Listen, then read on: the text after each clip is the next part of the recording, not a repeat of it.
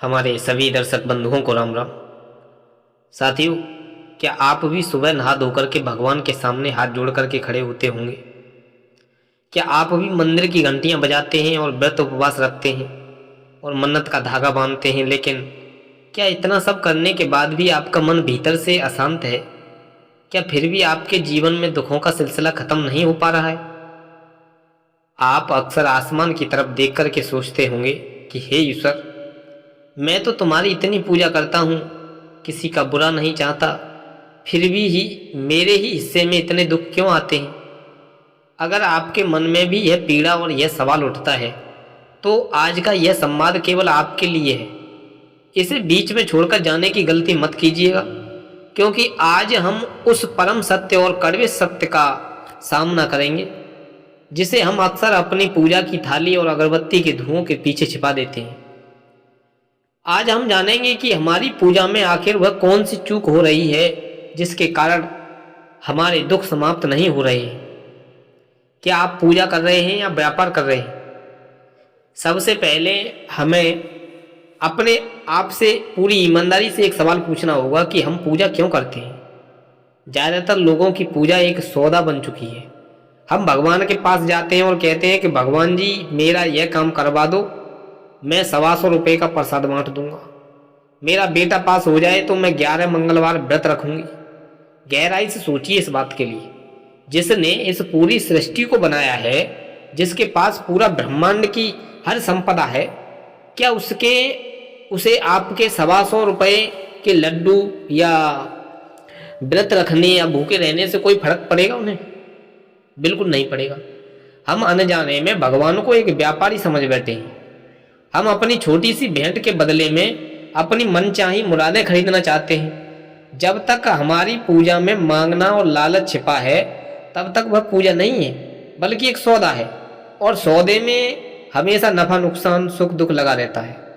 जब मुराद पूरी नहीं होती तो हम भगवान से रूठ जाते हैं। यही हमारे दुखों का सबसे पहला कारण है। दूसरा है उल्टे घड़े का उदाहरण। कृपा बरस रही है पर बर्तन उल्टा है। इसे एक बहुत ही सटीक और गहरे उदाहरण से समझते हैं। कल्पना कीजिए कि बारिश बहुत हो रही है। आप एक घड़ा लेकर के बारिश के पानी को इकट्ठा करने के लिए बाहर निकल जाते हैं, लेकिन आप उस घड़े को उल्टा रख दें तो बारिश चाहे घंटों होती रहे, क्या आपका उल्टा घड़ा कभी भर पाएगा? कभी नहीं भर पाएगा। आप आसमान को दोष देंगे कि पानी मिला ही नहीं, लेकिन गलती तो घड़े के उल्टे होने की थी ना। ठीक इसी तरह परमात्मा की कृपा तो 24 घंटे हर पल बरसती रहती है, लेकिन हमारे मन का घड़ा उल्टा रखा हुआ है। हमारा घड़ा उल्टा क्यों है? क्योंकि वह घमंड, क्रोध, ईर्ष्या और नफरत से भरा हुआ है। हम मंदिर में सिर तो झुकाते हैं, लेकिन मंदिर की सीढ़ियों से नीचे उतरते ही हम अपने नौकर पर चिल्लाते हैं, पड़ोसियों से जलते हैं और किसी गरीब का हक मार लेते हैं। साथियों, सच्चाई यह है कि सिर झुकाने से भगवान नहीं मिलते हैं, अहंकार झुकाने से मिलते हैं। जब तक आपके मन में दूसरों के प्रति कड़वाहट है, आपकी सारी प्रार्थनाएं, सारे मंत्र केवल शोर हैं। जिस दिल में नफरत भरी हो, वहां परमात्मा प्रवेश कर सकता है? कैसे कर सकता है साथियों? जिस दिल में नफरत भरी हो ना, तो वहां पर परमात्मा प्रवेश ही नहीं कर सकता। दूसरी बात आती है कि पत्थर की मूर्त से नहीं, अपने भीतर के ईश्वर से जुड़े। एक और बहुत बड़ा सच है कि हम भगवान को केवल मंदिर, मस्जिद और गुरुद्वारे की चार दीवारी में खोज रहे हैं। एक बहुत ही सुंदर प्रसंग है कि एक व्यक्ति रोज सुबह 2 घंटे भगवान की मूर्ति के सामने बैठ करके ध्यान लगाता था। एक दिन जब वह पूजा कर रहा था, तब बाहर एक भूखा कुत्ता रोटी के लिए रोने लगा।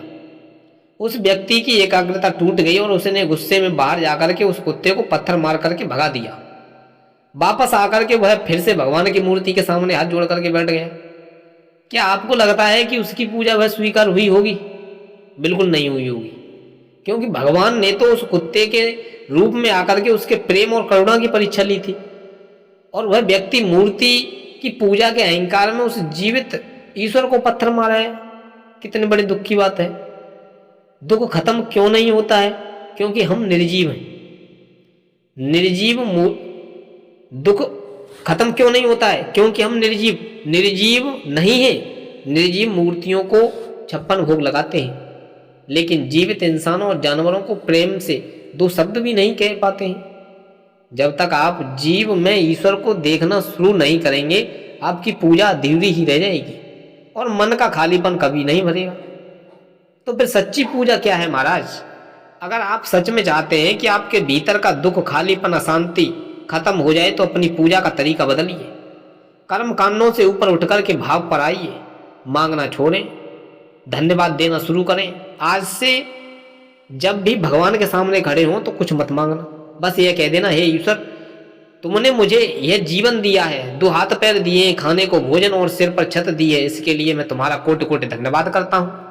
और जिस दिन आपकी यह शिकायतें छोड़ करके कृतज्ञ होना सीख जाएंगे आप, तो आपके आधे दुख उसी क्षण खत्म हो जाएंगे। कर्म ही सच्ची पूजा है कहते हैं लोग। आप कितने भी मंत्र रट लें, लेकिन यदि आपका आचरण शुद्ध नहीं है तो सब व्यर्थ है। ईमानदारी से अपना काम करना, अपने परिवार से प्रेम करना और किसी से बेसहारा की मदद देना किसी को, यही दुनिया की सबसे बड़ी पूजा है, समर्पण। भगवान से यह मत कहिए कि मेरी इच्छाएं पूरी कर दो, बल्कि यह कहिए कि हे प्रभु, जो मेरे लिए सही है वही करना, मैं तेरे फैसलों पर कोई सवाल नहीं उठाऊंगा। इसे कहते हैं सच्चा समर्पण। जब हम परिणाम को ईश्वर पर छोड़ देते हैं तो असफलता का दुख हमें तोड़ नहीं पाता है। अतः मेरे दोस्तों, अगर आज तक आपकी पूजा आपके आंसू नहीं पहुंच पाई है, तो इसका अर्थ है कि आप भगवान में नहीं बल्कि हमारी प्रार्थनाओं के तरीके में खोटा था। हम भगवान को रिश्वत देने की कोशिश कर रहे थे, हम बाहर से सज रहे थे और भीतर से मलिन थे। आज से अपनी पूजा की थाली में धूप बत्ती और फूल के साथ साथ क्षमा, दया और निस्वार्थ प्रेम को भी सजाइए। अपने मन के उल्टे घड़े को सीधा कीजिए। एक बार अपनी इच्छाओं को किनारे रख करके केवल प्रेम के लिए परमात्मा को पुकारिए और फिर देखिएगा आपके जीवन से दुख चमत्कारिक रूप से गायब नहीं हो, लेकिन आपके भीतर इतनी शक्ति और इतनी शांति आ जाएगी कि दुनिया का कोई भी दुख आपको कभी हिला नहीं पाएगा। यही सच्ची आध्यात्मिक जागृत है। साथियों, यह ज्ञानवर्धक प्रसंग आपके लिए कैसा लगा, आप अपनी कमेंट बॉक्स में राय जरूर दें। तब तक के लिए धन्यवाद।